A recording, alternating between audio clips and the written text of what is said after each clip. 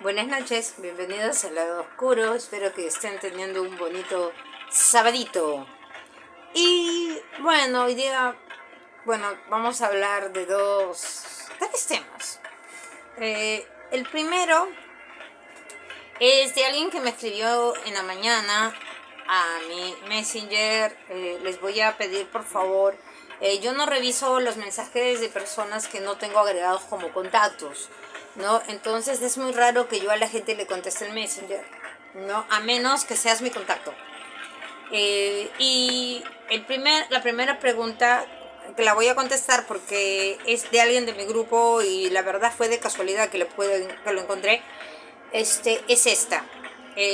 Me dijo que había hecho una separación de pareja.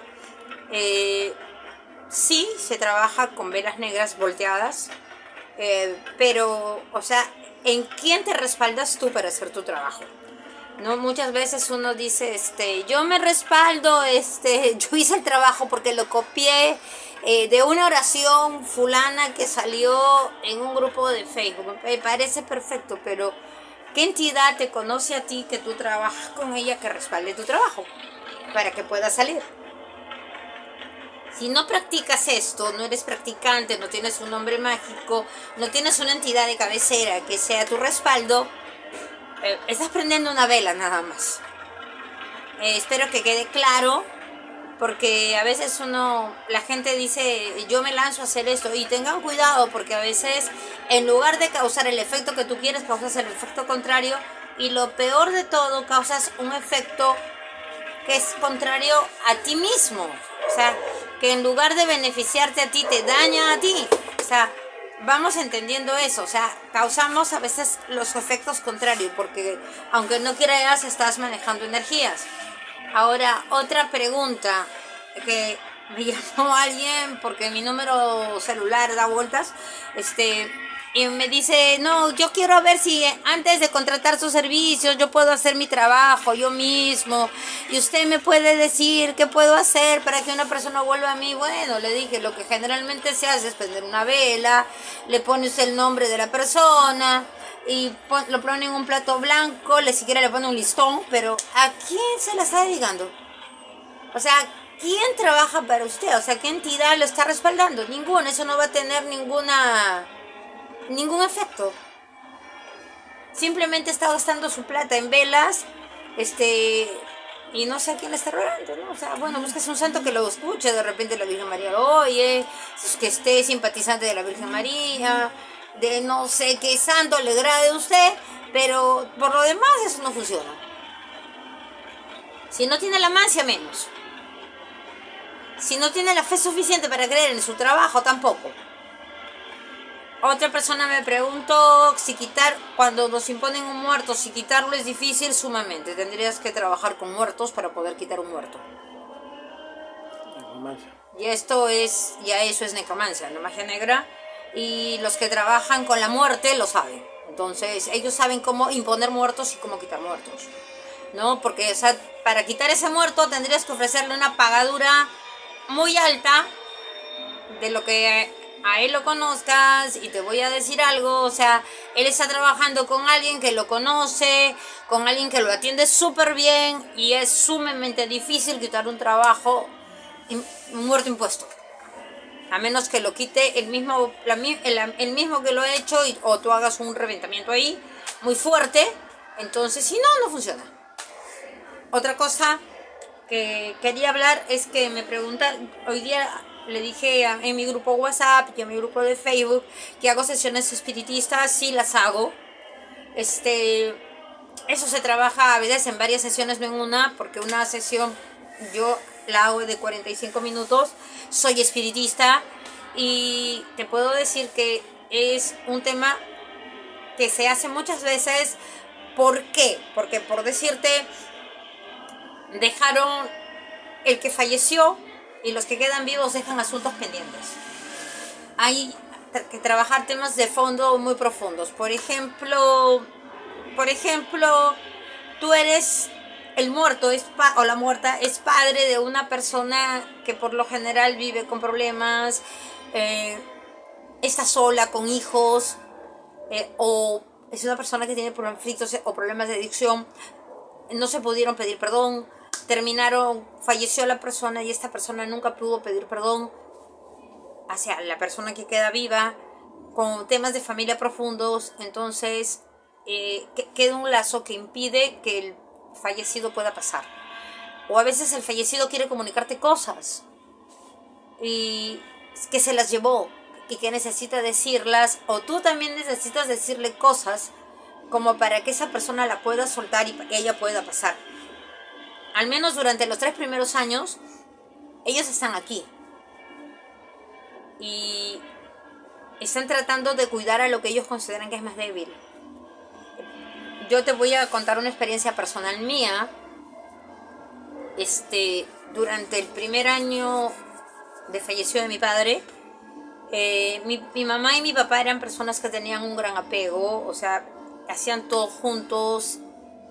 A pesar de que mi papá era minusválido, mi mamá, porque quedó minusválido, él tuvo cáncer y perdió una pierna. De ser un hombre completamente independiente, pasó a una silla de ruedas, no podía valerse por sí mismo muchas cosas. Él lo tenían que ayudar a bañar, llevarlo, sentarlo en una silla dentro de la ducha para que él se pueda bañar. Y a veces uno dice, pero ¿por qué una mutilación en el cuerpo? Esos también son temas que pertenecen a la parte espiritista. ¿Por qué? Porque a veces nosotros en una vida pasada o nos burlamos de gente que tenía una discapacidad, o tenemos que pasar esta experiencia de limitación porque limitamos a alguien, y no necesariamente mutilando algo, sino que, por ejemplo, tú no puedes cortarle la libertad a nadie. El hecho de limitar su libertad significa que en algún momento, en esta o en otra vida, esa persona limite tu libertad. Por ejemplo, les doy un ejemplo muy común de que hacen los padres. Por ejemplo, y lo hacen en buena onda porque aman a sus hijos, pero tu hijo, por ejemplo, optó por el camino del alcoholismo y la droga. Tú agarras a tu hijo y lo pones en un centro de rehabilitación contra su voluntad y por la fuerza. El ser humano tiene libre albedrío. Si decide destruirse, hasta eso hay que respetar. Duele, pero es la decisión que la persona tomó, ¿no? Entonces, ¿qué pasa? Que, por ejemplo, como te cortaron esa libertad, la libertad de poder decidir salir cuando tú quieras y entrar cuando tú quieras, de repente te viene un derrame cerebral que te pone en una silla de ruedas. En algún lapso de algunos años después. ¿Por qué? Porque estás entendiendo te están haciendo entender lo que la persona físicamente siente. Entonces, esa relación, ¿cómo termina alguien que está encerrado por una enfermedad, porque la adicción es una enfermedad, y alguien que está postrado en una silla de ruedas? O sea, ¿qué es lo que tienen que hacer? Pedirse perdón mutuamente. Pero si el tiempo no te dio, o ninguno de los dos se dio, ¿qué pasa ahí? Se necesita la sesión espiritista para poder saldar deudas. Y también quemar karmas. Porque vas a volver a tratar de arreglar esa relación malograda. Y así caemos en la rueda del samsara que a nadie le gusta. Esa es una forma de por qué mucha gente dice por qué terminamos mutilados. Otra, por ejemplo, hay gente que le encanta andar regando maldiciones a diestra y siniestra, y utilizando y maldiciendo con la boca. En algún momento esa maldición te va a llegar. Entonces uno dice, ¿pero por qué? Y después tienes que volver a arreglar eso que tú maldijiste, deshacer la maldición. Y sería bueno deshacerla en esta vida y no tener que llegar a la sesión espiritista para deshacer el daño causado, porque esta tiene una fuerza y un poder. Entonces una sesión espiritista es básicamente para arreglar temas, para saber también si la persona que partió parte en paz y si entendió el por qué le pasaron ciertas cosas en esta vida terrenal, por qué tuvo que pasar. O sea, nadie, a veces uno dice, pero ¿por qué? ¿Qué hice yo para merecerme esto? A veces no hiciste nada, simplemente es la consecuencia de una vida anterior a esta, donde tú hiciste cosas que simplemente en esta te toca arreglar. Entonces, ¿para qué sirven las sesiones espiritistas? Para eso. ¿Para qué sirven las sesiones donde tú retrocedes en tus vidas porque tienes memorias de alguna vida pasada o algo en esta te produce fobias? Son sesiones que simplemente sirven para arreglar nuestros temas kármicos y solucionarlos y que nos dejen avanzar, ¿no? Mucha gente no entiende el punto de por qué en esta vida le va de esta forma, ¿no? A veces es fácil criticar, pero no entender que de repente nosotros nos estamos generando estas limitaciones, ¿no? O sea, acuérdate bien de esto, o sea, nadie tiene derecho a cortarle la libertad a nadie, porque será cortada la tuya, ¿no? Entonces uno dice, ¿por qué una enfermedad tan fea que me postre por años? ¿Y por cuántos años, por ejemplo, le cortaste tú la libertad a alguien? Hay gente que por una palabra agarró y metió preso a alguien en una cárcel. Y es mentira, y está purgando una condena que nos gusta. Entonces, pero esa persona probablemente tenga un accidente donde quede paralítico o tenga una enfermedad que lo postre por años. Porque la misma cantidad de años que tú mandaste a esa persona a ser privada de su libertad se te priva el movimiento. O sea, no son temas tan ligeros. A veces uno cree que todo termina ahí. Tú córtale la vida a alguien, alguien se hará la tuya.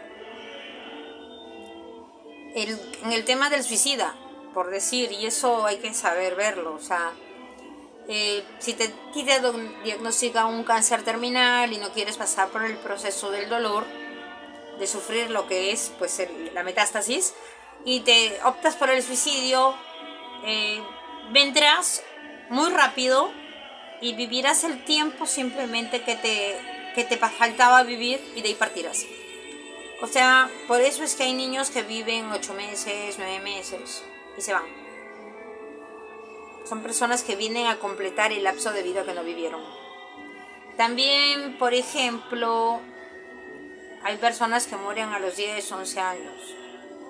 Porque, por ejemplo, los padres se divorcian. Ellos pidieron estar en un hogar funcional. Y pasa que en un momento de su vida deciden que ya no desean vivir. Y de pronto un accidente mínimo parece que se los arrebatara. Es que esa persona simplemente no está en el lugar adecuado ya y siente que ya no pertenece acá. A veces son temas muy complicados hablar para tiempos tan cortos en la red, ¿no? Pero todo eso hay. Entonces uno dice, ¿por qué? Porque es cuestión de entender que estamos como en un tablero de ajedrez. A veces uno dice, no, ¿cómo puedo haber venido yo a este mundo y pedir tener una vida tan dura? Es que a veces, cuando ya son nuestras últimas encarnaciones, venimos y vivimos vidas complicadas porque ya se nos está preparando para la parte final de una vida, donde ya simplemente nos volvemos seres de aporte, o sea, aplicamos la maestría, ¿no? Todos aquellos que ya son maestros metafísicos, son maestros ocultistas, ya transitaron por todos los senderos, y están llegando al redescubrimiento de lo que es la iluminación verdadera. Entonces, todos aquellos que llegan a ese punto, donde ya muere el ego y queda el maestro nada más, y solamente te encausa, es para que tú puedas vivir, te puede decir esto, o sea, ya lo que nosotros pedimos vivir es para quemar karma. Yo no puedo cargarme una casa con piscina, 20 carros de lujo y meterlos en un ataúd, porque te aseguro que a la nada donde voy no me van a servir en absoluto para nada. O sea, lo que tú consigues en material se queda aquí. Y porque no te lo puedes llevar. Otros disfrutarán tu trabajo, serán tus hijos, tus nietos, pero tú ya no. Los muertos no disfrutan de eso. Entonces veamos legar sabiduría. Creo que es lo principal. Bueno, te dejo aquí en mi lado oscuro. Hasta mañana. Y muy bonita noche. Si te gustó el video, manito arriba.